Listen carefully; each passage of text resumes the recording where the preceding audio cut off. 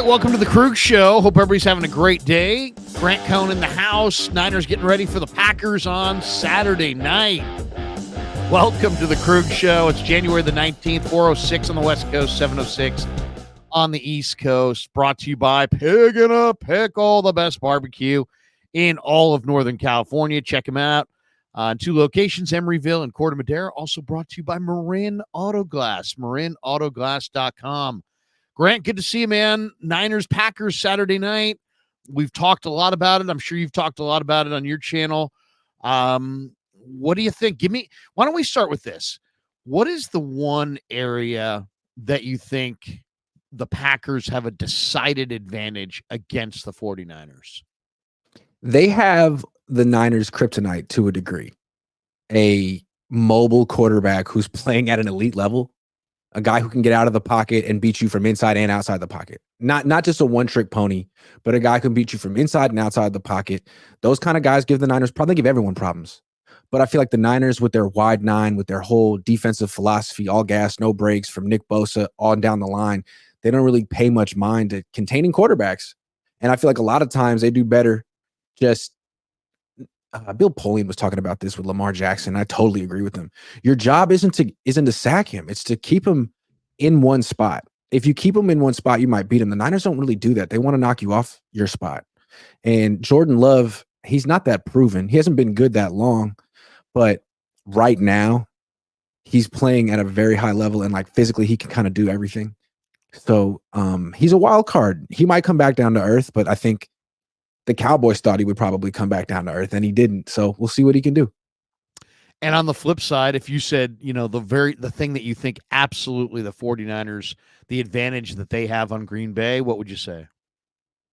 It's pretty clear, right? I mean, when anyone tries to make the case that this is going to be a close game and someone wants to rebut that, they go to, no, the Packers can't stop the run. This is not going to be close. They can't stop the run. They're like 28th or something in rushing yards allowed. Niners have Christian McCaffrey. End of story, blowout. And there's something to be said for that. If Kyle Shanahan has the right game plan, and if he presses the issue in the divisional round with his running back, the Niners should win this game. But I feel like we've seen games like that where Kyle Shanahan had the advantage in the ground game and decided to pass. NFC Championship game last year, Ravens game this year. So that's my only thing. Sometimes Kyle lets teams off the hook, teams that have bad run defenses. But it's such a glaring weakness. The linebackers in general, it seems like Kyle Shanahan should be able to toy with them on run plays and play action plays. It's funny. Jason Aponte on Niners Nation has an article up saying 45% of 49er fans believe the team will beat the Packers by 10 to 14 points. Okay.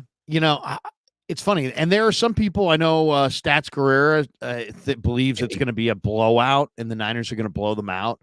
I really don't see that. I mean, I don't see a blowout. I think there's that the 49ers have a lot of advantages in this matchup for sure, but I don't see a blowout. I see the 49ers offense having success, but I see Green Bay's offense having success. And that's why I don't see a blowout in this matchup. I asked Kyle Shanahan, you were sitting right next to me on Friday or on Thursday. I said, is there any scenario that you would take the ball at the beginning of the game? And he's like, no. And he just quickly shot it down. And that's fine. But then I had to follow up and say, well, can you expand on that a little bit? And he talked about a number of things. I didn't think it made a whole lot of sense, to be honest, his answer, other than the fact that he said, well, there's the potential for lapping your opponent if you score first into the locker room and then first coming out of the locker room. And I'm thinking back to myself, well, wait a second. How about the Chiefs Super Bowl where you sat on the ball going into the locker room and got run over in the second half? I mean, I just don't see the consistency there. Maybe he's evolved since that game. Maybe he had a different thought at that point because they did go for it with George Kittle after not going for it initially in that final sequence. But I don't understand why in a sport where you could have literally one drive, the 49ers could get the ball first in the first quarter and take the entire first half with one drive, theoretically, right? Or you could have literally like 10 drives and everybody goes 3 and out and throws three passes, wastes no time, and goes 3 and out and punts, 3 and out and punt, 3 and out and punt. So it's not like it's defined like there's going to be X number of possessions. So taking the ball or not taking the ball doesn't guarantee you that you're going to have the ball at late second quarter. My philosophy on it or thought on it, and I maybe I'm misunderstanding how this goes. I always felt like you want to put your best team on the field. If you're better offensively, then go offense. If you're better defensively, then put your defense out there. The 49ers always want to put their defense out there. And I don't get it because, like, in this game, I love the Niners offense against Green Bay's defense. And I love the Green Bay offense against the Niner defense. So I like my offense better against their defense than I like my defense against their offense. Wouldn't I put my offense on the field first, especially when you've only trailed 3 times at halftime all year and you've lost all 3 of those games? But he is very resolute, Grant, in exactly his philosophy, which is defer to the second half. I guess you weren't really surprised by it, but what'd you think of his answer? I think he just wants to do the same thing every time, and he's decided this is how they're going to do it. And they often get off to hot starts anyway. So I get it. I mean, they believe in their defense. They build through their defense in a lot of ways. It's an expensive defense. And what makes their defense special? 2 things, in my opinion. Their 4-man pass rush and their zone coverage. Those are the 2 things that make the Niners defense truly special. You can say they're tackling, I guess, when they're fresh. It's not their run defense. It's not their man coverage. But together, those things make it really hard on most quarterbacks. But the kryptonite for that, again, is a quarterback like Jordan Love, which is why I'm with you. I really like the Packers offense against the Niners defense in this matchup, because a defense like this with a great 4-man pass rush, Fred Warner, a great zone coverage. Once the quarterback gets out of the pocket, Larry, as you know, the zone is done. Everyone's plastering it. They call it plaster. Everyone just has to find a guy and match up man to man. You're chasing at that point. And the pass rush is chasing as well. So when you're in the pocket, in a lot of ways, you're at the mercy of the defense. But when you're outside the pocket against the Niners, the defense is a little bit at the quarterback's mercy. We saw it against Baltimore over and over again. They did such a good job of not letting Jalen Hurts do that to them. A great job. And I mean, that's, to me, the key of this game. The Niners pass rush against Jordan Love. Jordan Love is the real deal right now. And if they don't take him seriously, if they let him get out of the pocket, they're going to lose. So I don't know. I don't know what kind of game plan they have. It is interesting. I do think that's a huge key in this matchup as well. Can the 49er front 4, without blitzing, put pressure on Jordan Love? The Green Bay offensive line's given up 2 sacks in the last 4 games. Zach Tom and Rasheed Walker at tackle against Nick Bosa and Chase Young is a major matchup. The Green Bay totally shut down Micah Parsons. Parsons didn't do anything. Dallas didn't have a sack. Parsons had 1 pressure. And now here comes Bosa, who's 3rd in the NFL. He's had 95 pressures. This is the one area I'm really concerned about, because it's, Bosa sometimes gets shut out. Chase Young has been good, but not great. Armstead hasn't played in a while, and Hargrave is terrific. It's a great 4 on paper, but those guys need to be great in reality, not just on paper. And to me, that's the one that I'm nervous about. What do you think of that matchup, and how good is this Green Bay offensive line in your mind? Well, I think it's good, and I think this is key to be able to match up with the Niners defense. You have to have a very good offensive line. Otherwise, you really don't have a chance. And this Green Bay team, they have a good offensive line. They have a hell of a running back. They have a quarterback who's quite mobile, can get outside the pocket, and they don't have one go-to guy in the passing game. So it's not like you can just say, well, okay, well, we're going to put Travarius Ward on Devontae Adams and say, beat us by throwing to Alan Lazard. They're not that team anymore. Now you could put Travarius Ward on whoever you think their best wide receiver is. Let's say it's Romeo Doubs. Jordan Love can still go to his 2 tight ends. He can go to Aaron Jones. He can go to 3 other wide receivers. Does not say that the Packers are going to win. It's just an interesting matchup against the Niners. I see a high-scoring game unless it's like pouring rain. Seems like a high-scoring game to me. Do you think Jair Alexander's going to go? He hadn't practiced this week, and to me, that's really interesting because if he can't go, and then they've got their other corner. Their other corner is a young corner, Carrington Valentine. Valentine allowed 11.6 yards per reception this season on 70 targets. Is it possible Green Bay rolls into this one with neither, or with real questions, I guess, at cornerback? Or do you think Alexander's going to not practice all week and still play? I mean, he's not listed as out or questionable, so guess he's in. Yeah. He was full participate. Jair Brown was full participation in you talking about Jair Alexander? Jair Alexander. Did I say Jair Brown? Sorry. I don't know. I that was my bad. I think I'm just hungry or something. Yeah, I think Jair Alexander will play. I think he will. I don't know. He didn't practice all week. He's a great player. I mean, he's a really great player. Yeah. Yeah. If you're Kyle, what's your offensive game plan here? He always loves balance, but is this a game where maybe you want to feature Christian and try to play ball control, try to play complimentary ball? And, Green Bay is 28th against the run. Do you just say, you know what? You're 28th against the run. We've got Christian McCaffrey. We're going Christian McCaffrey all day. Stop it. Or do you think he'll still try to remain, balanced run pass? I love this question. And to me, I think it's the question. And if Jim Harbaugh were the coach of this team, what would they do?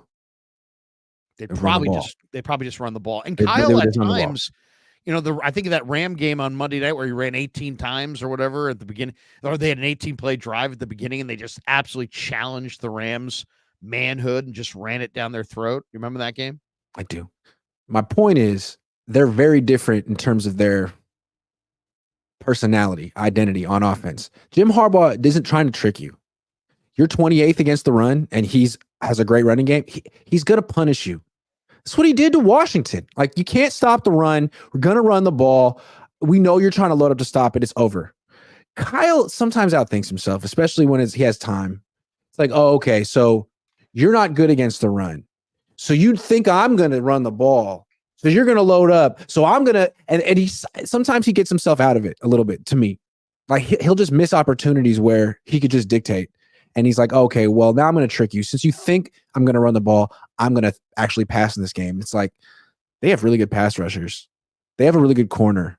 They just made Dak look terrible. I hope Kyle Shanahan commits to running the ball. It's just so obvious that sometimes Kyle is so smart that he's like, I can't do what everyone says I have to do, which is run the ball. No. Everyone expects it. Am I wrong? I feel like Kyle outthinks it sometimes. I like it when you have a decided advantage and you go to it. Now, he believes in offensive balance, and God knows he's got enough, passing weapons, and he believes in his quarterback. You say, why wouldn't you throw the ball? Well, because every time when you drop back to throw the ball, there's potential to turn it over. When you're running the ball, yeah, you could fumble it, but man, I mean, you got a great chance. You're not going to beat yourself. The odds are you're not going to beat yourself. You're not going to beat yourself. And you've got a guy who a lot of people would argue to the heavens that CMC was the MVP of the league. Yeah. So I guess my biggest complaint with Kyle in the big games, Grant, is that the Super Bowl against the Chiefs, Debo didn't touch the ball in the second half. And NFC Championship game, he didn't touch the ball in the final 13 minutes, really. And he didn't touch the ball at all. And I think only touched the ball 2 times in the second half of that Super Bowl. I need to see McCaffrey and Ayuk and Debo, those 3 guys, touch the ball the most in this game. And McCaffrey's got to be really at the top of the list. Because here's the thing in this matchup. Say whatever you want about the Packers. They're young. They're a year away. They're not as good as the 49ers on paper. They're not. They don't beat themselves. They don't turn the ball over. That's why they're 7-3 in their last 10. Jordan Love doesn't throw picks, or hasn't in the last 9 games. He's like 1 pick in the last 9 games. So the Niners either are going to win or they're going to beat themselves. and we've seen them beat themselves. And when they beat themselves, it's Brock Purdy throwing interceptions because, he's like you said, it's more likely you're going to turn the ball over in a pass and a run. So if you want to just not beat yourself in the divisional round against a 7 seed, run the ball. And it doesn't have to be McCaffrey. If you're worried about overusing him, you have plenty of good running backs. You should give Debo some carries. You should give Jordan Mason and Elijah Mitchell some carries. Run the freaking ball, please. No doubt. No doubt. 49ers, and I didn't realize the stat till today, but they're 8-0 this year without turning. And when they don't turn it over, they're 8-0. When they have had a turnover, they're 4-5. And then the split for Brock, when he doesn't throw a pick, they're 10-0, and when he does throw a pick, they're 2-4. Right. So in a lot of ways, it's all on him. Yeah, he's the quarterback. What do you think? I titled this stream "Who's Better, Brock Purdy or Jordan Love?" and people jump me at the top, going, "Oh, that's a clickbait headline." That's a good question. It's the way you play the day you play. So you know what? It's not about who's better career. Yeah, Brock's had a better career to this point than Jordan Love. It's about who's going to play better Saturday night for 3.5 hours. And Jordan Love right now comes in a tremendous rhythm, and Brock Purdy comes in off a 20-day layoff. It's true. Who do you think's the better player? It's hard to say that Jordan Love is better than Brock Purdy when Jordan Love's been good for about 2 months. Right? He's been good for 2 months. It's been good. He since was not good. Game, yeah. He was not good in September and October. So November, December, 3 months. We'll give him 2.5. He's been good. Fine. I'm going with Brock in terms of what we know as more of a proven guy, but from what we've seen, what Jordan Love might be, what he could become, he might be as good as any quarterback physically, just in terms of what he can do. He seems like he knows the offense. He seems like he's got mastery of the offense. He can go through his reads quickly, and he can make incredible throws, jumping, falling backward. He has all the mobility you need, all the arm strength you need, plus. So, yeah, I mean, if you're looking for a quarterback long-term, I would probably lean Jordan Love. But in terms of what they've actually proven, got to go Brock. And I think they're both really good. And I think these teams, these fan bases, I think they're probably a lot closer than either team would like to admit. Both team wants to look down on him like, oh, that guy's just a system quarterback. Like, they're both system plus quarterbacks. I see a lot of, I know it's almost heresy to say it, but I see a lot of a young Brett Favre in Jordan Love. He does a lot of the same things Favre did. If you remember back to, he drift off the top of his drop and create a little bit more time and throw from crazy angles. And he's super athletic, but he wasn't necessarily running to run. He was more of a pocket passer, but man, he was very elusive within the pocket. If I was comparing him, I'd say Purdy's probably better right now. He's probably a little bit more complete right now. I would say Purdy's floor is a little bit higher. Maybe Love's ceiling is higher. Love's hotter right now coming in than Brock. What did you think of the Niners this week? How they led Brock into this game? It sounds like they worked him pretty hard. You heard him talk this week. Where do you think his head's at? Where do you think he's at? What did you think of the way Kyle went about prepping him this week? Where they didn't really give him a bye week, Grant. They worked him hard. He was on the field. He was doing a lot of work. They went live one day last week. What do you think of Purdy, and how do you anticipate he'll play? I think they did the right thing. You couldn't play him against the Rams, just like the Rams didn't play Stafford, although the Rams did lose. But Stafford played well. Yeah, they did the right thing. They sat him week 18. They practiced him as much as possible. What more can you do? You're a little worried that he might be not in rhythm the way that Jordan Love is, because Love is in this incredible streak and Purdy really isn't.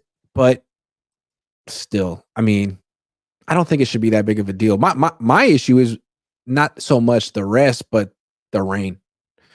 That's a thing where, why do I prefer Jordan Love? Well, let's say it's raining in this game. And maybe it's not. Maybe it won't rain at all. It's not really clear yet. But if it's raining during the game, just like with Tua, you're looking at Purdy like, can you drive the ball through this? Is the ball going to slip out of your hand? Because there was a little bit of an issue with that in Cleveland when he completed like 44% of his throws. But with Jordan Love, I mean, he can drive the ball. He can do whatever, he can throw the ball as hard as any quarterback. So that would be sort of an equalizer for Green Bay. I bet the Niners are privately really hoping it doesn't rain. And I bet the Packers wouldn't mind. I've heard that it's going to rain for 3 hours on Saturday. Is it going to rain before the game? I think the field drains well. My bigger question would be like, how windy is it going to be? I was seeing that it might be 15 to 17 mile an hour winds. Oh, that could make it much more of a running game, which may favor the 49ers because they do run the ball well. Green Bay's 28th against the run. One other angle before we hit the Bet US. Yeah. Purdy's completion percentage. I think Kyle Posey might have had this on Niners Nation. It's pretty good. His completion percentage in empty sets is 63%, but he's averaging 11.2 yards per attempt in the empty set. Packers defense, 8th worst in the NFL against teams that run the empty set. Cowboys had success running, empty, but it wasn't until the third quarter that they went to it, and they had a lot of success, but the game was over at that point. What do you think? Is that a major advantage 49ers if you empty the backfield and you kind of speed up the entire thing? Like Brock's going to process things, faster. You're going to have to cover those 5 eligibles. If you want to blitz, you can, but man, the ball's coming out fast. And obviously you look at that 11.6 yards per attempt. That's a big number. What do you think? Do you think Shanahan features a lot of empty set plays in this game? I don't think he's going to feature it. He might give it a shot, give it a look. And there are reasons to like an empty set, right? It defines the picture. You can see is it zone, is it man, just how people match up. It's a very clear picture. Spreads out the defense, but you make yourself one-dimensional. All you got is a 5-man protection. If the defense rushes 6, the ball has to come out really fast. You can't really have long developing plays. It's hard to get the ball down the field. You have to it's a quick passing set. And yeah, you could do that, but run the freaking ball. Like run the freaking ball. That's what you do against Green Bay. Don't get too cute here. I'm just saying, I'm not yelling at you. I'm worried that Kyle is gonna think a little bit like this and dive into the numbers. It's like, no, man, there's one number you got to worry about. They can't stop the run. You got Christian McCaffrey. You don't have to be that smart this week. You don't have to think that much this week. Take the week off. Exactly. One last one here before we jump to that. Purdy led the NFL this season in passer rating when pressured. I don't think not that you can't blitz him, but I don't think blitzing him is the route. What's your best guess as to what Joe Barry does on third downs? Does he rush 3 and drop 8 and really try to, muddy the coverage picture and kind of give Brock a different look that he hasn't seen? I'm not against it. Teams used to do that against Drew Brees. Drop 8, play 5 underneath, 3 deep, and say, Drew, you're not throwing a short pass, Drew. You're going to have to extend the play and get it down the field. We got 5 underneath. No. And I think that I'm not saying like Brock's. He's a lot like Drew Brees. He aspires to be Drew Brees. And Drew Brees wasn't just a dink and dunk quarterback, but you might want to try it. I don't think rushing 5 really works against Brock. He's so good. The Niners are so good at scheming that. I mean, he can just dump it down to Debo or McCaffrey so quickly. Got to rush 3 or 4. And pray. I don't know. I mean, if you don't have good enough coverage, if you have a weakness at safety, linebacker, or corner, it's gonna get exposed. They have the coaching, the quarterback, the receiving talent. You gotta have a great defense to make Brock Purdy look the way the Ravens made him look. And Green Bay does it. I'm looking at a high scoring game where both quarterbacks play well, unless it's pouring. Unless I'm not seeing something, unless I'm missing something here. There could be turnovers. Well, and it's interesting. It's like one thing in the NFL is these teams know each other so well, but there's always wrinkles. There's always something. There's always the unexpected. And Colt McKivitz said, I said, what do they look like to you on film? And he's like, they rush 5 a lot. He's like, they rush 5 a lot, and they don't blitz necessarily, but they'll replace guys. So they'll rush 5, but you don't know which 5, and then they'll drop guys back into coverage.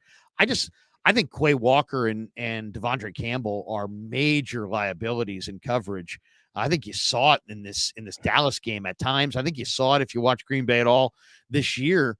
So run the ball, yeah, but you know what? Man, make Devondre Campbell and Quay Walker backpedal and play coverage. And I think you could have some huge, huge plays underneath. Here's the thing with rushing 5. It's a great way to contain a mobile quarterback because theoretically, if you rush 4 with 5 offensive linemen, there's always one gap that's unaccounted for. There's always one scramble lane unless the whole pocket gets really collapsed. When you rush 5, if everyone's keeps their gap integrity, you really can't scramble. So it's a great way to contain Brock.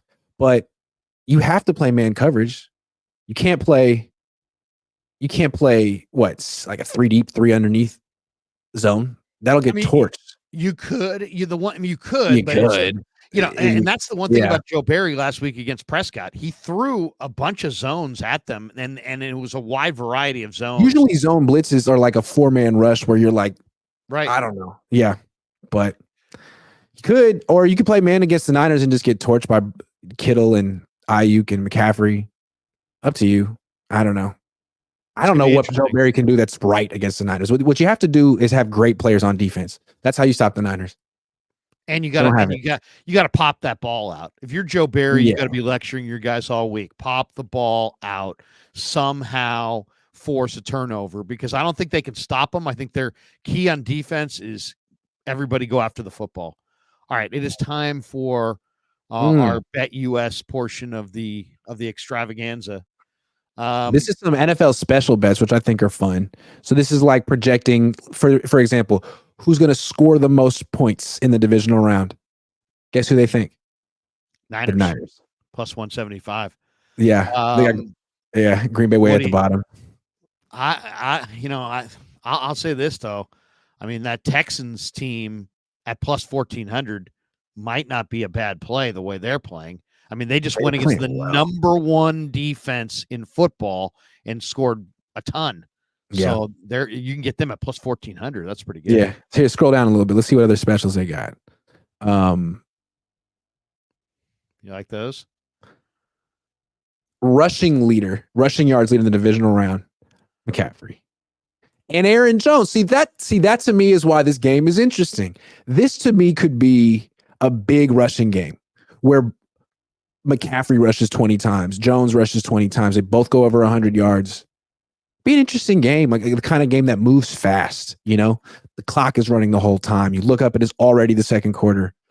Could be fun. Not a lot of punch. I like Isaiah Pacheco on that at plus 500. I don't know what you're thinking of that game, but I like, I think that's an underplay. Mm-hmm. Kansas City and Buffalo as a game, cold weather. Kansas City's offense struggling. Kansas City's defense is really good. Kansas City's tackles are not good. Trying to negate that Buffalo rush on the road.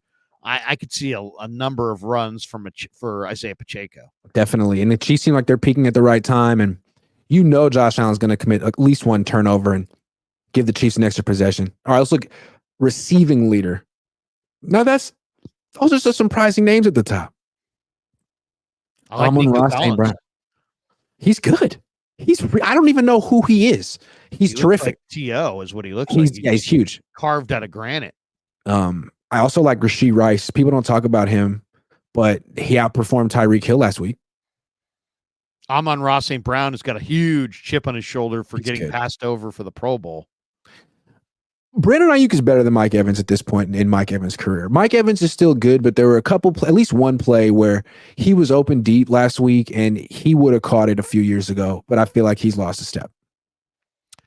By the way, in some of these other games, what are you going with this weekend as far as just basic spreads on these games? Like Texans, Ravens, Bucks, Lions, Chiefs, Bills. I'm going Texans. I like the Texans to cover. I don't know about win, but I like the Texans to cover. They were 9.5 point. I like the Packers to cover. I think it's going to be a closer game.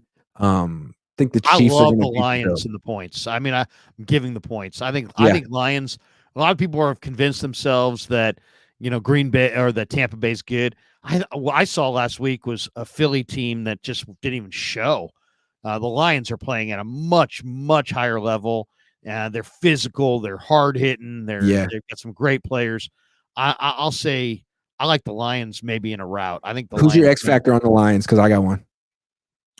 I mean, I always go with Chauncey Gardner-Johnson on the back end. I think he's such a great player. He's a free agent at the end of the year. I mean, he's special. I mean, there's a reason that, he's on the Lions. The Lions are great. He was on Philly last year. Philly's great. Philly's defensive backs last year were really good. This year, they're not good. Well, what's the difference? Chauncey Gardner-Johnson. I think he's great. Go back up to the rushing leaders real quick. I want to look because my X factor for the Lions is Jahmyr Gibbs. To me, I think that guy's really, really special. And if they play each other next week, Niners, Lions, the way to attack the Niners' run defense is on the edges. I mean, it's hard to go at Eric Armstead, but they don't necessarily set the best edges. And Jahmyr Gibbs, wow, he's explosive. Yeah. I mean, he's super duper explosive to the perimeter in ways that Aaron Jones isn't. Even Christian McCaffrey isn't. So that would be a really interesting matchup in a couple of weeks. A lot of people thought on draft day that the Lions reached for Jahmyr Gibbs, but if you saw the picture of their war room, their GM and Dan Campbell were in a firm embrace. John Dorsey was in that room. He was they were celebrating. They knew they got something really special in Jahmyr Gibbs, and whether it's a runner or as a receiver, that kid's really special. Absolutely. I mean, how many running backs in the league right now are more explosive than him? I mean, I'll take him over A-Chain and Mostert. And I know he's not as complete as McCaffrey right now as a rookie, but maybe one day. Who do you like in Chiefs Bills? I've decided my bet in this game is the under. So I'm going to tease Kansas City to the under. So right now it's -2.5. So Kansas City's getting 2.5.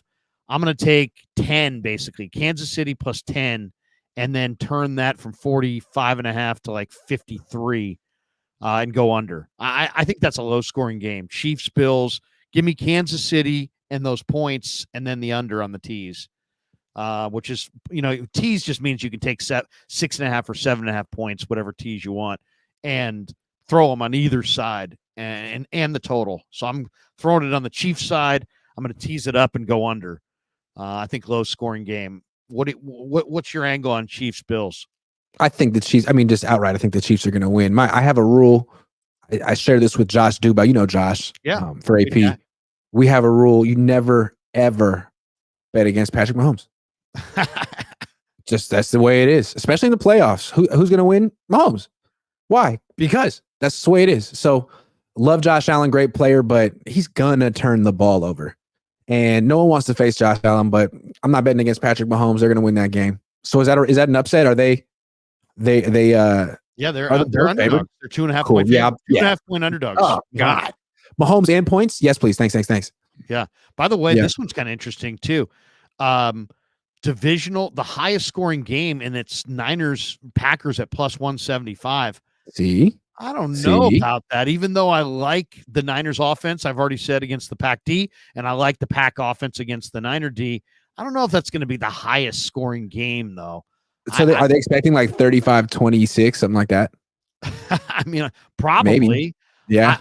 To me, I think Chiefs Bills is definitely low scoring, but I'll take Bucks Lions, even though it's going to be in that cold weather in Detroit. You remember that? Did you see that Todd Bowles thing earlier this week?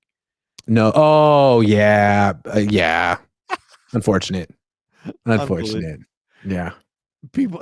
Well, how would Shanahan have reacted, by the way? Should we take this down? Yeah. How would Real quick, if you guys want to make any of those wagers, check out the link in my description. It's 125% sign up bonus and pay out in 24 hours. That's it. Thank you, Bet US. All right, what were you saying about Kyle? How Shanahan have reacted? Let's just say one of us, because it's basically that woman was like one of us sitting there. Kyle, you're playing in a dome, but I don't know that, and I'm asking you about, is your team ready for the weather? Would he have? Well, you know how it goes. Right? There's like the beat writer. You know how it is, though. There's the beat writers in the front, right, and then there's the TV people in the back. If a news anchor, a woman news anchor asked that question and made that mistake, I have a hard time seeing Kyle Shanahan making fun of her or putting her on the spot or making her feel stupid. I think Kyle Shanahan would handle it like a gentleman. It's so easy to be like, hey, actually, they have a dome. I know no one easy not to know that, but like, you don't necessarily need to make for someone feel stupider than they already do. You know what I mean? You don't Right. need to. No, I know. That's a great moment to like come across as the nice guy. What NFL coach would not come across as the nice guy? Would God. Sirianni be like, what the heck? Would Belichick? How would Belichick have responded to that? That's a good question. He did long silence. Long silence. Pull her credential. That's it. I feel like the other people in Boston, the other writers would be like, "Get out of here!" I think I could see the other writers turning on her in that if it was a city like Boston or New York. I feel like the dynamic with coaches is changing a little bit. 10 years ago, everyone was like, Belichick, you gotta be rude to the media and give them nothing. Now you got guys like Kyle and McDaniel, and they're very conversational, almost teaching. They're almost like classes. It's not as adversarial anymore. I don't know. I mean, I feel like you're allowed to. I'm going to tell on myself. My first year, 2011, I was nervous. I wanted to ask Greg Roman a question. Right. They were going to play the Saints that week. And I got confused and nervous, and I had it in my head that they were going to play the Ravens that week. So I asked him a question about Ray Rice, and he answered it. I had no idea why he was talking about Ray Rice because I meant to ask about Darren Sproles. Can I be full disclosure? I made a mistake earlier this year as well. We had just had Steve, Thursdays we go Steve Wilkes, Chris Forster, Brock Purdy. Mm-hmm. Steve Wilkes comes in, does his thing, leaves. Here comes Chris Forster. I go, question, Steve. I called Chris Forster Steve. And he answered the question. He answered the question, he answered the question, but I saw that after and I was like mortified. I was like, oh my God, how did I do that? I had Steve Wilkes on the brain.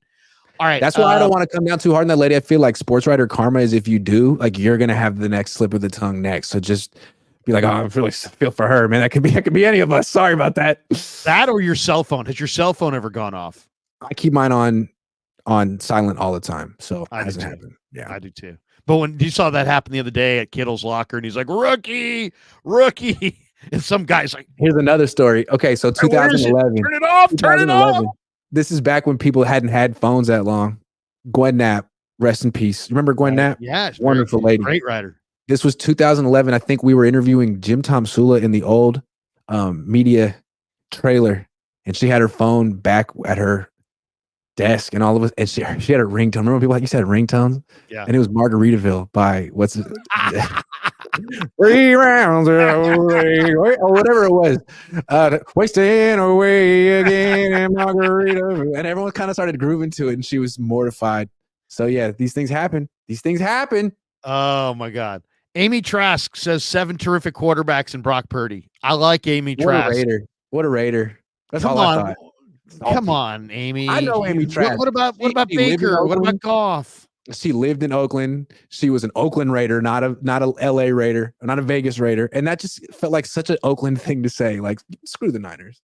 She can't really believe that, can she? No, come on. I don't think so. How about Chewy? Chewy's comment about take a shot at Purdy. I don't care if it's after the whistle. Break him. It's like the guy in Dallas last year going after Cobra CMC. Kai, right? Sweep the leg. Like, shut up. Sweep the leg. Sweep the leg. Shut up, Mark Chmura. It's such a dumb thing to say. And they all doubled down on it. Like, that's brilliant analysis. Yeah, what I don't like about that again is like, let's say the Niners did that to Jordan Love. Would Mark Chmura be like, hey, that's a good football play? Hey, guys, we have to admit, that's a good football. Like, no, you'd be pissed because you're a freaking fan.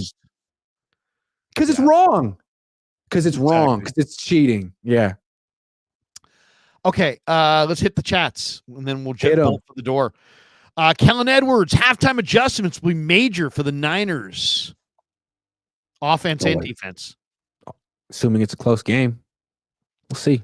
I'm always shocked that they can make any halftime adjustments. I literally cannot write 3 halftime stats, get some Joe Montana nuggets, and get back to my seat before the start of the third quarter. These guys run in and have a game plan change at the second half and then run out. I mean, I'm always shocked. The College Bowl thing lasts forever. NFL halftime is like a nanosecond. I would imagine Kyle runs in there, takes a quick look or takes inventory in his head of what's worked so far, and then scripts out another 15 plays there.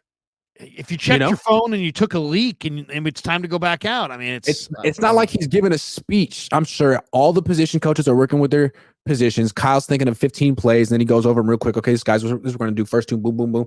I'm sure it's quiet and businesslike. Matt Barrows knows he was in. I'd like to know. That's right. He got behind the scenes. Yeah. You all let Amy Trask get traction. Best thing for her is to ignore her. When Lowell retires from YouTube, I'll be going with him. Narcissistic clickbait. No thanks. Fish and chips. I'm not sure where he's going there. I like Amy. I know Amy. I do. I like Amy too. She's a good person. Yeah. She's a good person. But I just disagree with her. She's allowed to have her opinion. And it's like, hold on again. She was never in personnel. Right. So she has an opinion. She's allowed to have it. I don't see what the big problem is. I mean, I made the comparison to, Scott McCloughan, I think, is a genius personnel guy. You wouldn't ask him if the 49ers should sue the league about X, Y, or Z. Right. Why? Because he's not the legal counsel. He's a personnel evaluator. They're different lanes. You asked her a question that's not her expertise. It's more than in her right to answer it because you asked her, right. And it's a free country. Relax. Yeah. Gold Rush. Grant, you are so obsessed with Brock Purdy. So negative. I love Brock Purdy. He's a good guy. I like covering him. I've never really had a good working relationship with any quarterback on the Niners ever. So I appreciate that about Brock. He really doesn't take any of this personally, and he's a grounded dude. He's a pro's pro, and the guys like him. He's more mature than me, and I'm freaking 36. And he's a good player. I don't know if he's a great player, but he's a damn good player. He's a damn good player. Lyle Bolliard, 49ers should run the ball, mix some passes in, and control the clock, keep Green Bay off the field, and come out physical. I agree with all of that. Good one, Lyle. Bay Area Ballers in the house. And he's been a member of your channel, Grant, for 28 months now. That's a long time, man. Good to see you, Eric. Baller. The great Eric Price. Fish and chips. Matchups. Kyle Shanahan failed last year. Ask him why he doesn't. Why he doesn't what? Am I missing Come on, Fish and chips. You got to proofread. There's a lot of people that could, maybe don't donate £2. Donate like $1.95. Save that extra 5 cents and buy yourself a vowel or a comma or punctuation. He's right though. Like, don't let Rashawn Gary dominating Colton McKivitz be the reason you don't win this game. I'm sorry, Colton McKivitz hates me. He always makes little comments to me in the locker room, and I'm like, I'm sorry.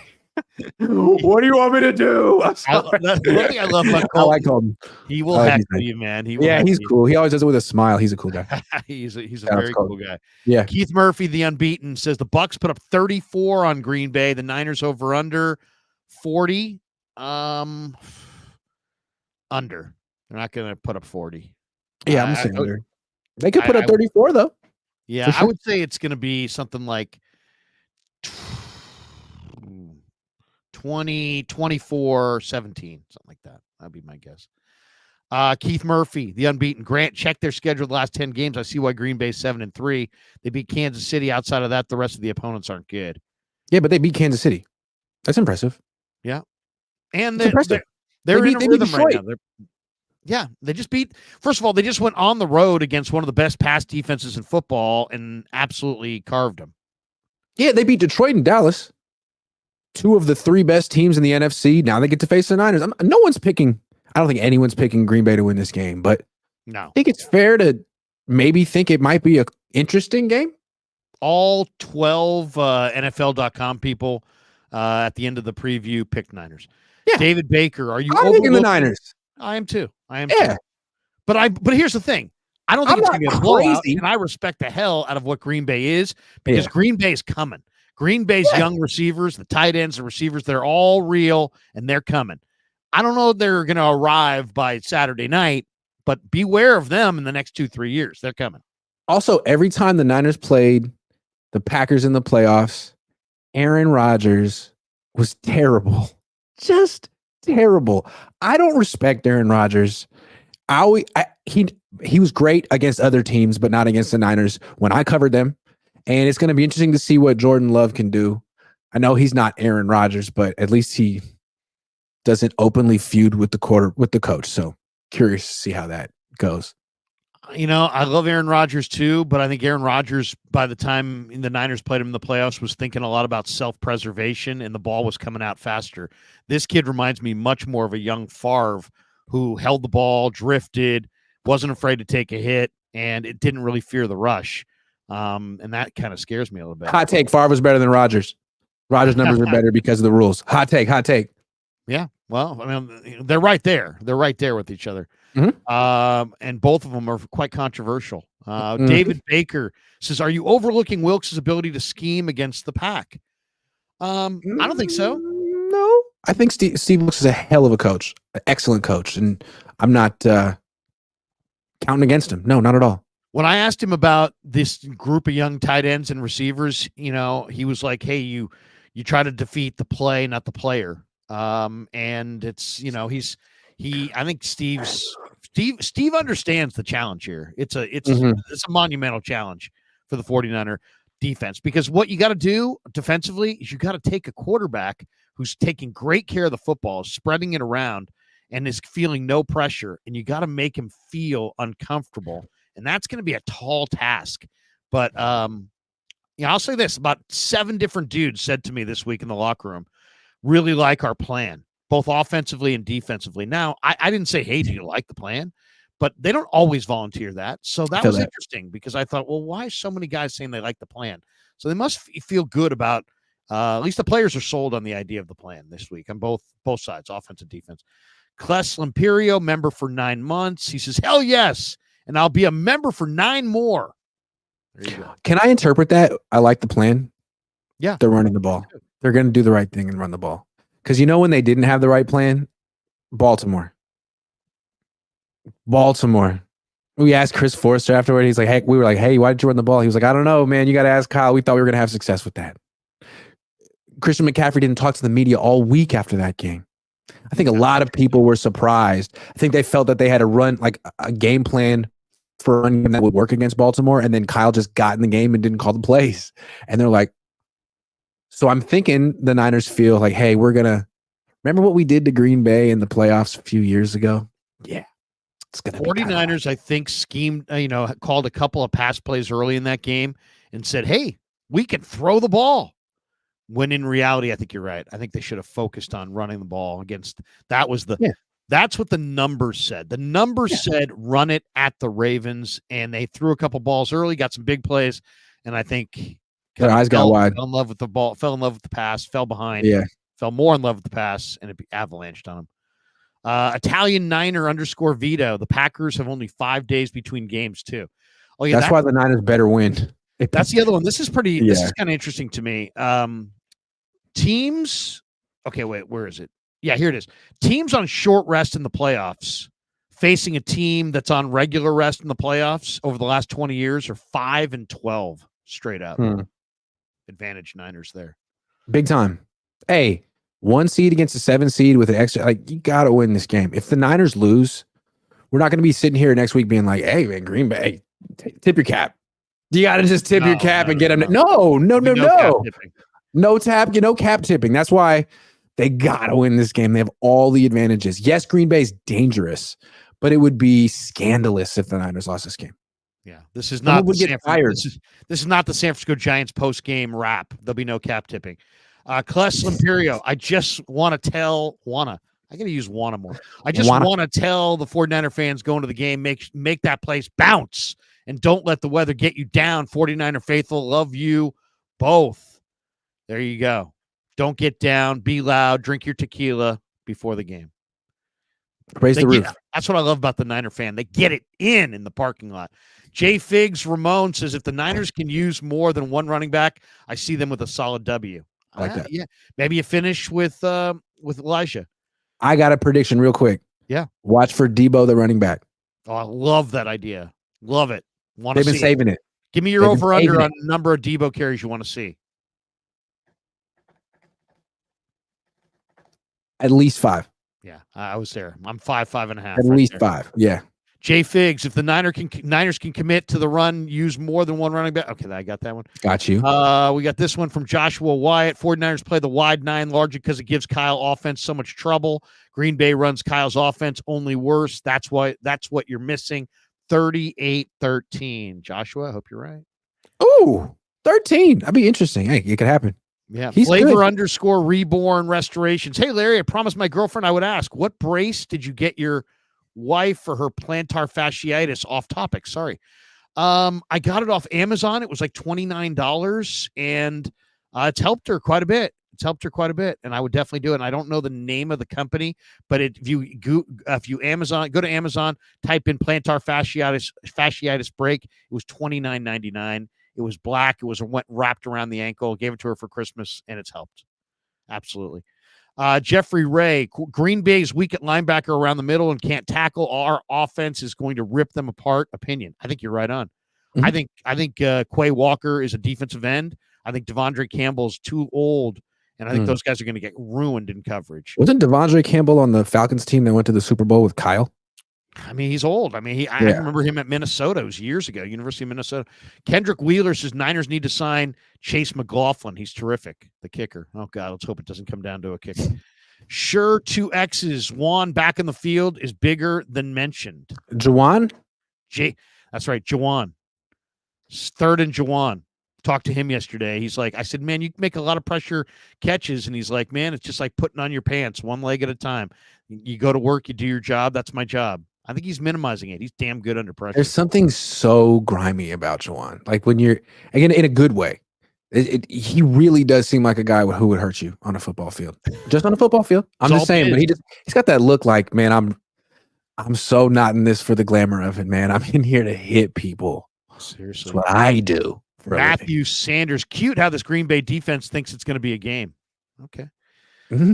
E_Norman. My favorite show. Fernando. Are you going to say Fernando? Fernando. Matthew Sanders. Any thoughts on Green Bay's trick play, fake punt?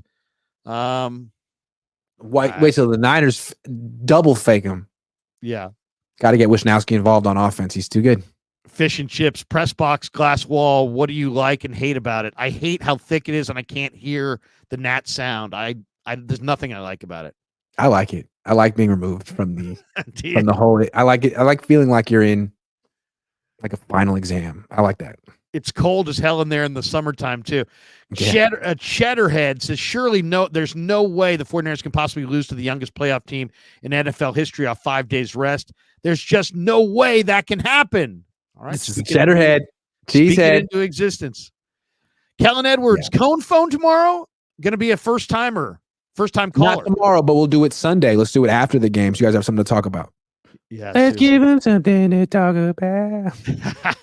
What do you got cooking the rest of the night? Are you done for the night? What's your, and what do the Niners do on the day before the game, the night before the game? They're locked up in some hotel, right? They go to a hotel. That's the thing. Like being a football player is glamorous, and it's not. Like you kind of get treated like a child. They have curfews. They can't bring friends over. I mean, I'm sure certain players can kind of like sneak someone over, maybe, so they can play Xbox or whatever people do. But here's my thought on the bed check. There's no chance that tomorrow Nick Bosa or Christian McCaffrey or Debo were late for bed check and won't play. No, but if they want to make an example of like the worst player on the team, they could. Right. Yeah. Yeah. Seriously, if there's a practice squad guy and you somehow aren't there, there's gonna be hell to pay. Let's say you happen to be staying on the road at the same hotel as the team, and you happen to be at the bar down in the lobby late at night. You won't see a player down there. I mean, you could have 35-year-old multi-millionaire Trent Williams. Curfew. Sorry, buddy. But you could see any number of assistant coaches down there getting hammered. Not going to name names. I'm just saying, like, you really get treated like a child as a player. It's just too bad. Grant, we will talk to you tomorrow. We'll see you there at the game. Everybody, peace. Yeah, never met a man I've been scared of. Careful, you won't